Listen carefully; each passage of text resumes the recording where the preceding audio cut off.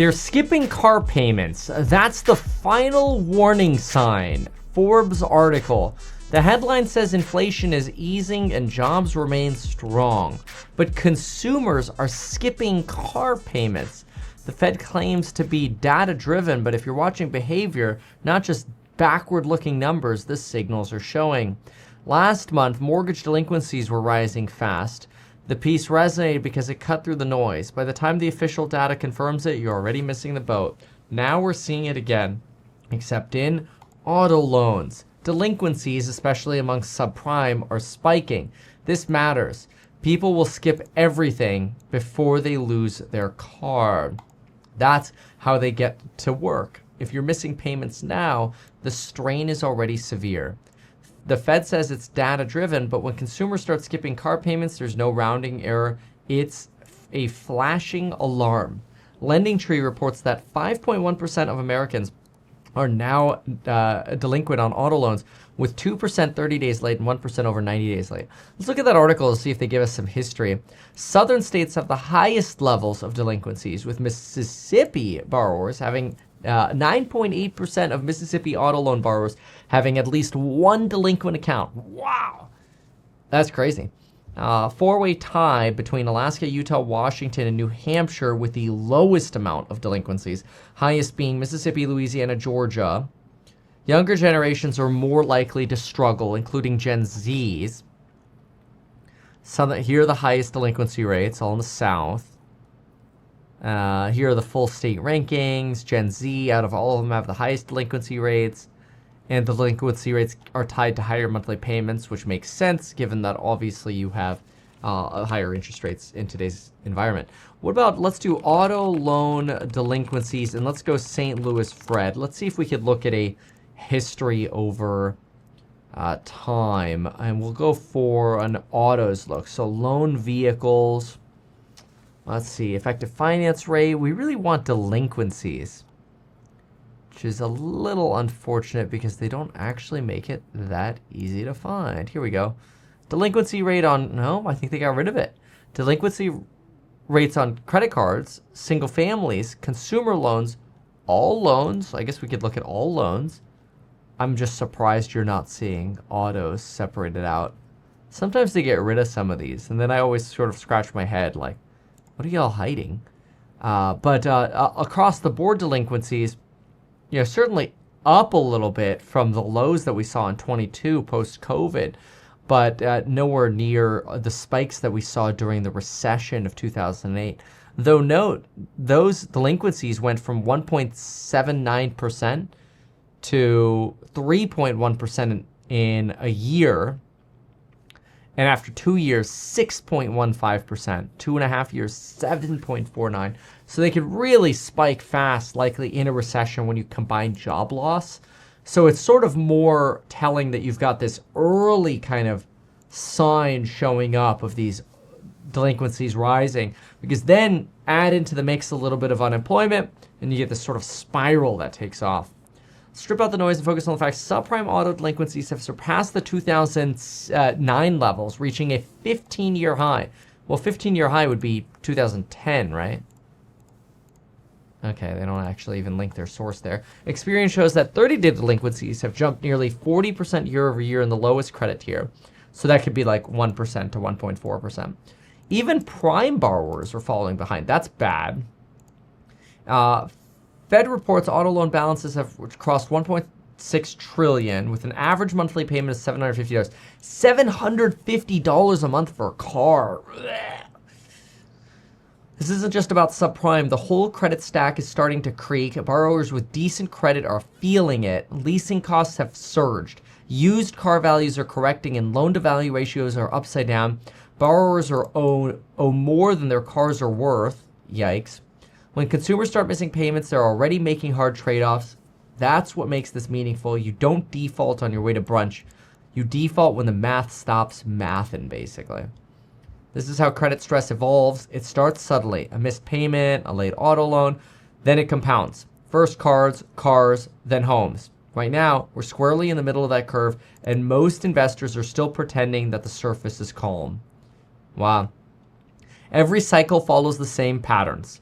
Investors chase the headlines. GDP surprise, non-farm payroll beats, CPI revisions, while the real signals sit quietly in the background. While someone skips a car payment, it's not forgetfulness. It's not noise. It's a signal. The person is already juggling missed card payments, overdue rent, maybe a utility shutoff. Skipping the car, the last thing people give up is a forced decision under stress. And that's where the cracks start. Behavioral stress shows up long before it hits earnings, guidance, or credit spreads. I mean, that's fair. By the time management mentions it on a call, it's already in motion. If your model assumes steady repayments, they're wrong. If you think consumer credit is contained, it isn't. Behavior breaks the model. Quietly, early, watch behavior, anticipate dislocation, don't wait for the narrative to catch up. Interesting. All right. Well, what are they thinking? This person thinks short-term repricing of some lenders. And then he kind of gets into a different article on lenders. That's fascinating. I mean, it is an argument to pay attention to, though. Broadly, these delinquency rates on all loans aren't moving up. Let's try to look at some others, meaningfully at least there. Let's go to delinquency rates on consumer loans, and let's do business loans. Outside the largest 100 is a normal way to look at it.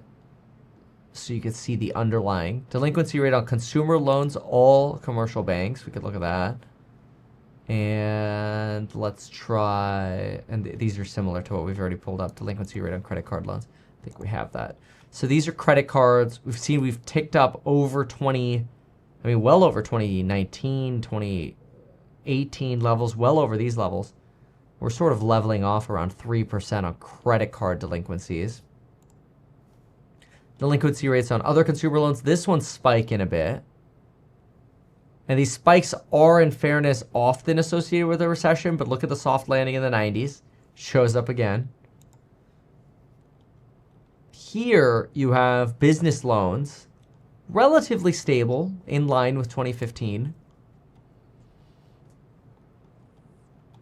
Here are all consumer loans. I mean, this one's not great. Kind of as high as you were in 2008, so that one's not good. And last one is basically everything together, which we've looked at before, which hasn't really meaningfully moved up yet once you put everything together. So a little bit of a red flag, but how much of oh no, run for the exits is it? Might be too soon to tell. I guess something you might consider doing is look at someone who holds or sells a lot of car loans. Look at like a Carvana. You know, they did a great recap when they burned their bondholders, took a big haircut off bondholders, and really saved their shareholders. And then it was up from there. They turned to profitability. Really impressive. But what you could do is let's look at their margin. Carvana, investor relations. And let's see if there's any hint here about that consumer stress. So first quarter... We'll get our tables here. Okay, here we go. Net income. I mean, their net income has exploded when you look at their net income year over year. So this isn't useful. Let's try to get SEC filings here. SEC filings. And let's go for the quarterly. Or we could get an annual if we have one. See, we have that March report. And then when do we have an annual? Annual report was Feb. Oh, those are tight together. Feb 19th. Oh, this is, no, I'm sorry. This is May 7th. Yeah, there we go. May 7th on the quarterly. Perfect. Let's go take a look at their margin and see how it's doing here. So here's Carvana. And we have... Okay, net sales, operating revs at 4.2 billies. Gross profit, 929. Gross profits exploded. I mean, that's more than a 50% move in gross profit. It's actually a lot more than 50%. Where did Ella drop my calculator? Hold on. Yeah, always blame the baby. All right, so we've got 929 divided by 591. Well, the appetite here is obviously huge. You got a 57% growth in gross profit, which is very impressive. And you've got actually net income coming down, 216 bills. Oh, so these are billions.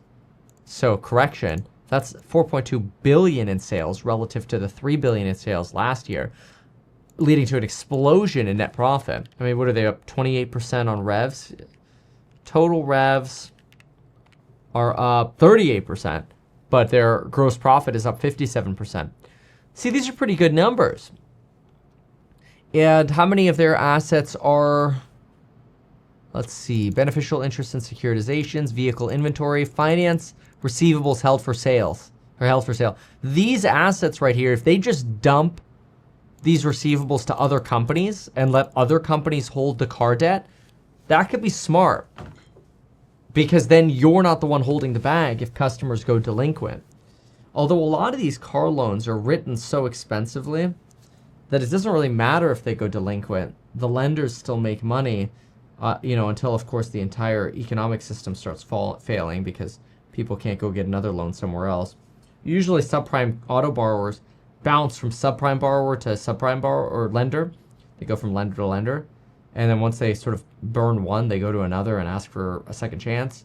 And it makes sense. Like, if you're broke, like, what else are you going to do? You got to try to survive. So take a look at this and go to Delink. Let's see if they even mention it. No, not a single word. What about consumer? Business model offers value to consumers. If consumer credit gets worse, that's priced in. Everyone else sees the same thing. Yeah, I mean, that seems a little copy, I have to say. Generally speaking, we're in a competitive market. Everyone else sees the same thing. If consumer credit gets worse, that's priced in. If interest rates go up, that gets priced in.